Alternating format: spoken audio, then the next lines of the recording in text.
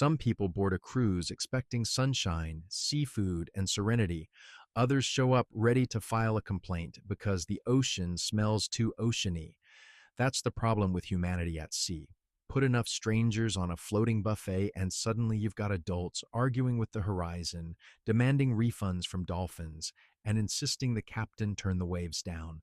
Cruises promise adventure, but nothing compares to the sheer spectacle of watching someone negotiate with nature like it's customer service. And trust me, if you think that's unhinged, you haven't even dipped a toe into what's coming next. 1. A passenger marched up to the front desk to complain, and I swear I'm not exaggerating, that the ocean outside their balcony was too blue. They said it looked edited, like the ship had applied some kind of Instagram filter to reality without consulting them first. They wanted a more natural shade of blue, preferably less intimidating, as if the Atlantic were personally trying to seduce or threaten them. I just stood there thinking, right, let me call Poseidon and ask if he can drop the saturation by 30%. Imagine being so committed to dissatisfaction that you try to regulate the color palette of the planet. Meanwhile, the rest of us are just trying to enjoy the free soft serve without existential commentary on water. 2. Another guest demanded a full refund because the ship didn't rock enough. Apparently, they boarded expecting a dramatic swashbuckling experience. You know, like those old pirate movies where barrels roll around and sailors scream, "Hold the line." Instead, the seas were calm, and this person felt scammed because the cruise wasn't giving them authentic ocean turbulence. They wanted more waves and asked if the captain could stir the water a bit. I love the confidence, as if turbulence is a setting on a thermostat, or the captain can just press the wave button like he's choosing a difficulty mode in Mario Kart. Most passengers pray for stability. This one basically wanted a ship-sized mechanical bull. 3. A woman demanded the hot tub be drained immediately because she saw, brace yourself, steam. Yes, steam. She insisted the tub must be overheating because, in her words, water should not evaporate unless something is wrong. I explained that steam happens when hot water meets cooler air, but she countered with, well, I've been in hot tubs before and they didn't do that. Then she accused the ship of chemical tampering to create fake spa effects, as if we were running fog machines under the jets. I've never seen someone so suspicious of basic physics. If she ever sees a kettle boil, she might try to sue the stove. 4. A man demanded we remove the seagulls because they were looking at him funny. Not attacking, not stealing food, just existing with attitude. He said the birds were clearly aggressive because one tilted its head in a judgy way. I wanted to tell him, "Sir, seagulls all look judgmental. It's their whole brand." He requested that staff do something about them, as though we maintain a fully trained squad of avian therapists ready to mediate cross-species tension. The best part, he claimed the birds were ruining his vibe. Imagine traveling hundreds of miles offshore only to be personally victimized by the default facial expression of a gull. 5. One couple filed an official complaint because the ship moved while they were sleeping and carried them to a different place without permission.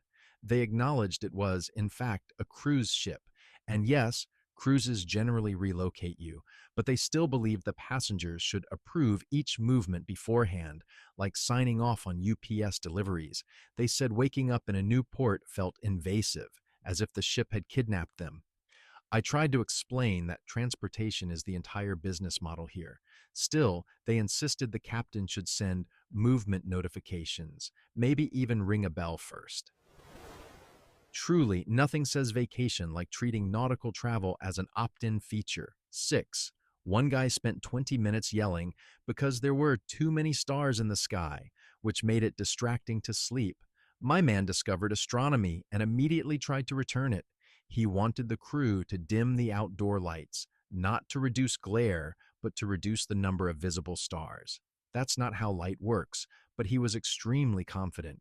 He kept saying, "In cities, you don't see this many," like that was some kind of universal standard Earth agreed to.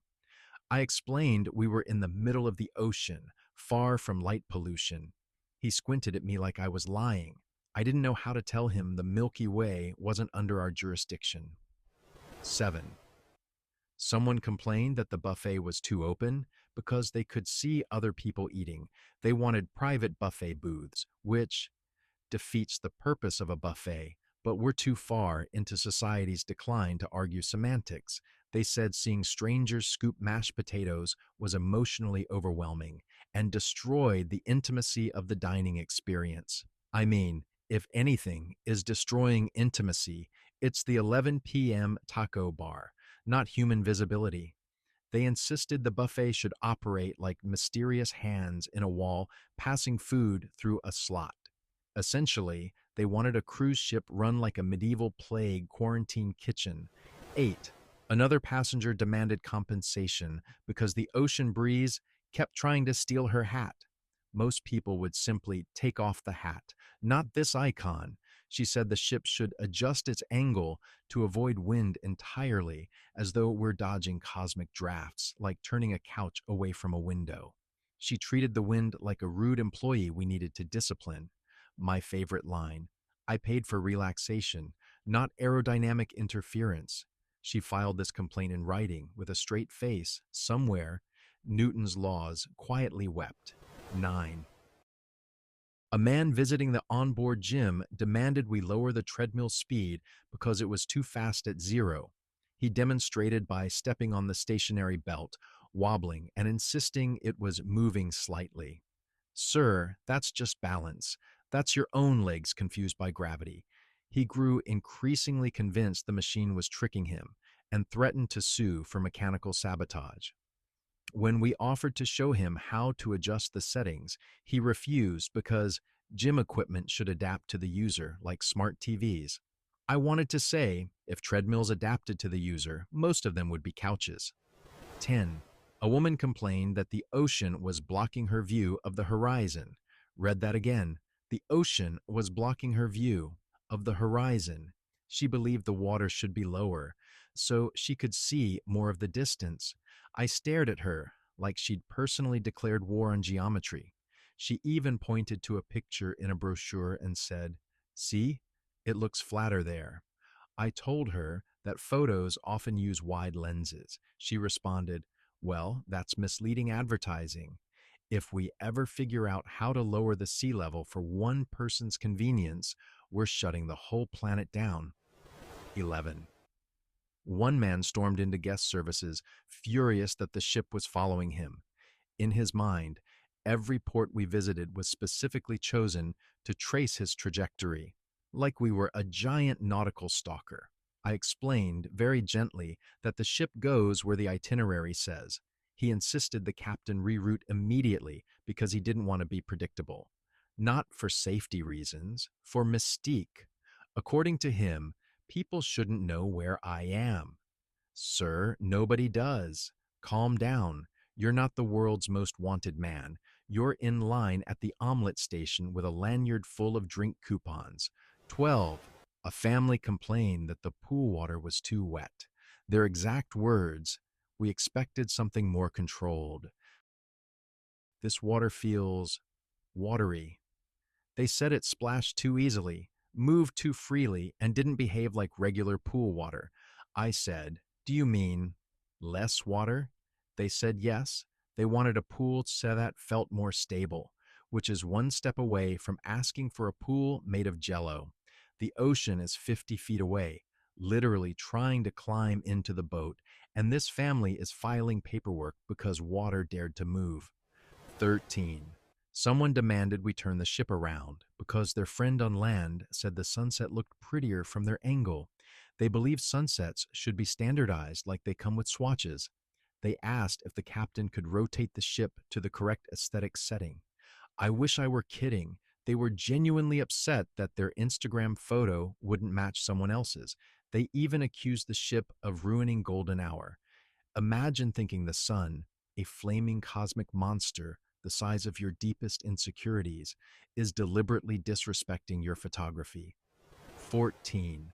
A man complained that the ocean smelled salty, which he claimed was false advertising because the brochure called it a fresh sea breeze. He said the scent was too marine and suggested we switch to a cleaner ocean. I don't know where he thinks oceans come from, but apparently there's a premium version available somewhere in his mind.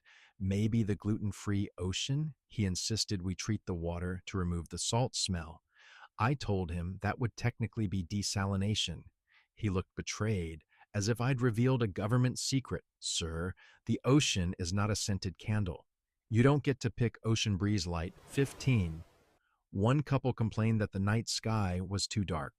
Their reasoning: they expected the ship to provide ambient glow at all times so it wouldn't feel like being in the middle of nowhere. That's literally where we are. They hated the idea of darkness so much they suggested high altitude lanterns be installed to illuminate the atmosphere. So, yes, they effectively demanded we light up space, the universe itself, just so they could feel more festive at 2 a.m. This is what happens when people think the world exists purely for their comfort. They start trying to gentrify the night. 16. One woman declared the ship was too big for her personal navigation style and demanded we redesign the entire vessel into something more manageable, ideally with fewer hallways, fewer doors, and preferably fewer floors, because vertical travel stresses me out. And I genuinely had to stop myself from asking whether she wanted us to convert a 140,000-ton cruise liner into a studio apartment with outdoor seating. She insisted modern technology should allow us to compress unnecessary portions of the ship, like we were dragging the corners of a PowerPoint image. And when I explained that removing structural sections tends to make ships sink, she blinked, unimpressed, and said, "Okay, but can you at least make it feel smaller?" Which is exactly how you know someone has never met physics and probably never will. 17.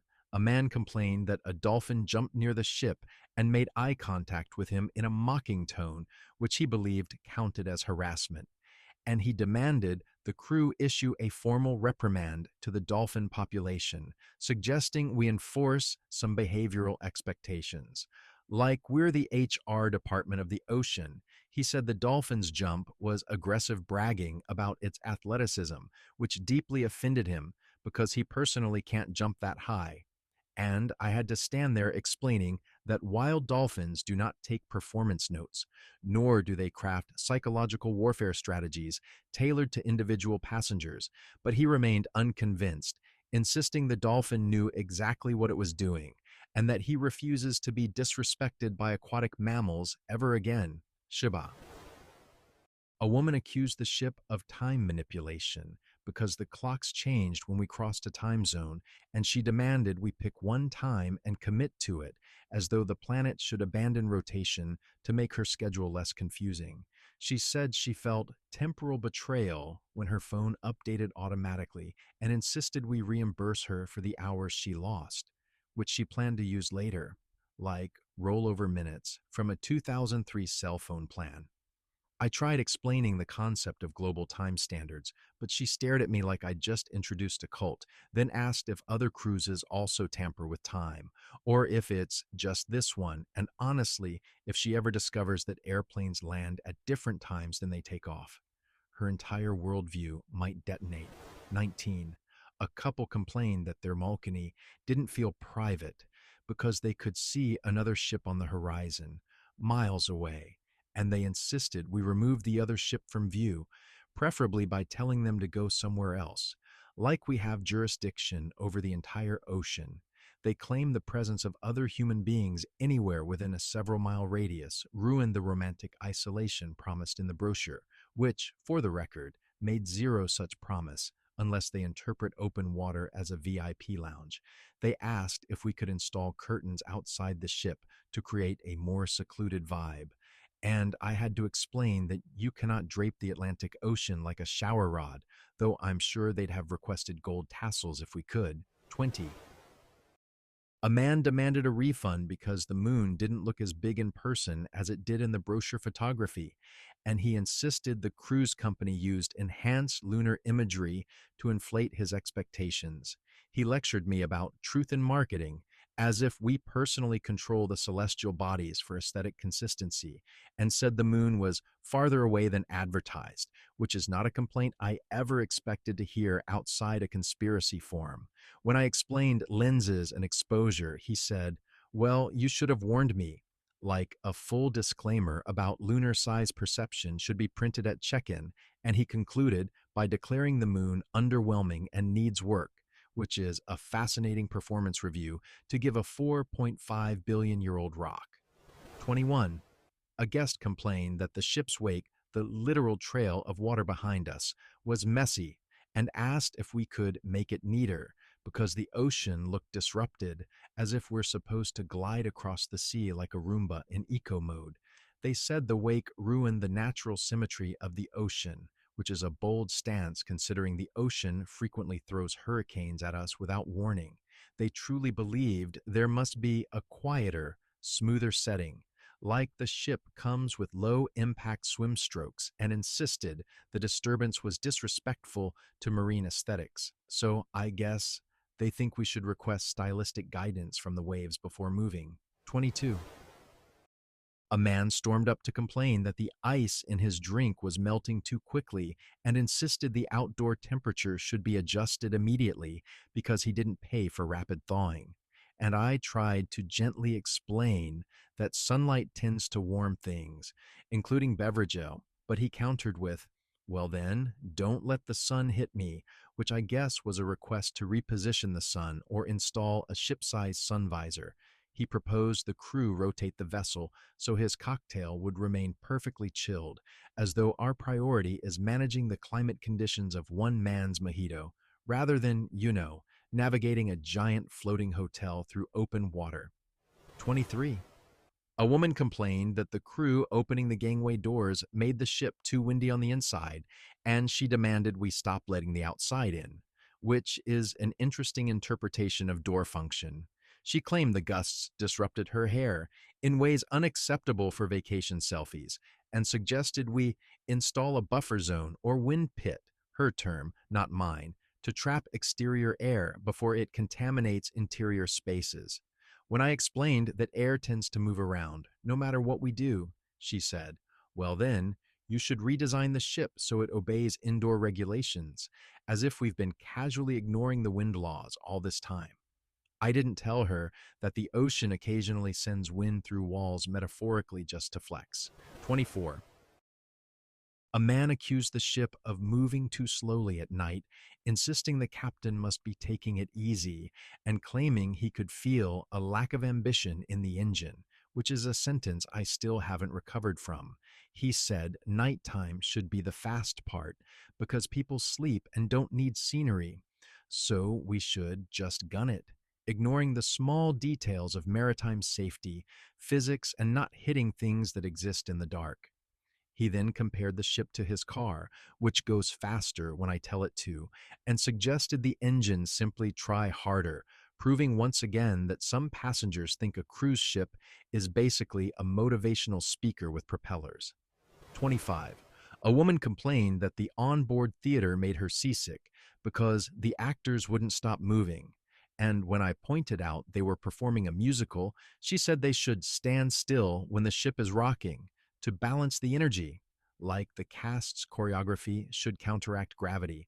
She accused them of irresponsible swaying, which apparently amplified her nausea, and suggested they either perform seated or tie themselves to fixed points on the stage, which I'm sure Broadway would be thrilled to implement. She insisted the show should adapt to her stomach's sensitivity because, in her words, the sea is already moving, the people don't have to. 26. A guest once complained that the ship's horn startled them emotionally and requested we replace it with something more soothing, like a gentle chime or perhaps a soft flute sound, completely ignoring the fact that ship horns are designed to prevent collisions, not curate vibes. They said the horn felt aggressive and accusatory, as though it was personally scolding them. and insisted we choose a tone that respects passenger comfort, which really makes me wish international maritime safety regulations included a section explaining that boats cannot whisper their presence across fog. They finally asked if we could turn it down, a phrase that reveals they think the ocean is basically a shared apartment building with noise ordinances. 27. A man insisted we turn off the ocean because the waves outside his cabin were far too loud for this price point, and he demanded we mute the water, as though Poseidon runs a customer service hotline and we're just too lazy to call. He complained the waves were inconsiderate, dramatic, and performing unnecessarily, like the ocean is seeking attention, and he genuinely argued that hotels on land don't have this problem, which, yes, is usually how land works. When I explained that the ship cannot disable natural forces, he nodded gravely and said, well, maybe it should, which was honestly the most confident misunderstanding of Earth I've ever witnessed. 28. A woman was furious that the free soft serve machine only had chocolate and vanilla instead of cosmic swirl flavors promised by the spirit of vacation, and she accused us of limiting her self-expression through dessert, which is a level of emotional attachment to ice cream I truly aspire to. She demanded at least 6 additional flavors, one of which she wanted to be mystery, and insisted we could whip some up in the back, like we're Willy Wonka's maritime branch. When I explained that the machine is not a genie, she sighed dramatically and said, fine, but understand that this has fundamentally altered my cruise experience, which is a poetic way of saying she wanted sprinkles. 29. A man complained that the sunrise was too early on his vacation and demanded we delay it a bit because he was tired and felt the sun was being aggressive again, which unfortunately suggests he believes we schedule celestial events like onboard trivia. He asked if we could rotate the ship westward at night to help him sleep in, unaware that he was advocating for outrunning the planet's rotation. And when I said we can't adjust the sun's timetable, he stared with deep disappointment as though we were failing him personally. His final suggestion was that we install blackout barriers for outdoor areas, essentially asking us to put curtains around the sky. 30. A woman complained that she couldn't see fish from her balcony and accused the ocean of being stingy with wildlife, as if nature owed her a curated viewing experience. She said she expected to look over the railing and see at least a few colorful ones. And when I explained that fish don't schedule appearances like meet and greets, she said, well, maybe they should. This is a tourist environment, as though the sea life should unionize and offer better customer service.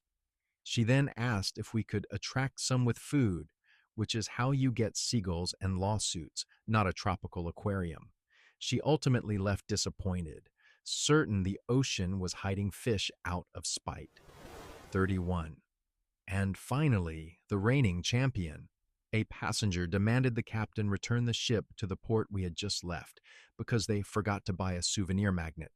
And they were dead serious, insisting the itinerary must bend to passenger needs, specifically their need for a $4.99 fridge decoration. They said the cruise line should have reminded them to shop, like we're running a personal memory-keeping concierge service, and argued that a ship this size can't possibly have scheduling issues, which is adorable. When told we could not turn around a multi-million-dollar vessel for a novelty magnet, they muttered, some companies just don't care about customer satisfaction. And honestly, if caring means you turning in international waters so someone can complete their souvenir collection, then yes, guilty as charged. And there you have it. 31 cruise complaints so mind-meltingly dumb they could power the ship if stupidity were a renewable resource. If you've ever heard something even worse, drop it in the comments so we can all lose faith together. Vote for the complaint that deserves its own lifeboat of shame. And if you want more beautifully painful human nonsense, you know what to do. Like, subscribe, and brace yourself for the next wave of ridiculous.